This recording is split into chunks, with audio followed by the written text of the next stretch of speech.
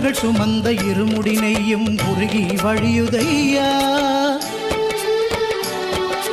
பக்தர்கள் சுமந்த இருமுடி நெய்யும் உருகி வழியுதையா.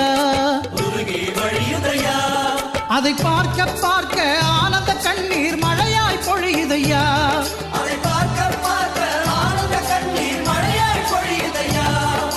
மழையாய் பொழியுதையா.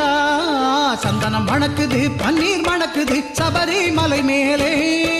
சந்தனம் மணக்குது பன்னீர் மணக்குது சபரிமலை மேலே. அந்த பந்தளன் மகனுக்கு பாலபிஷேகம் 18 படி மேலே.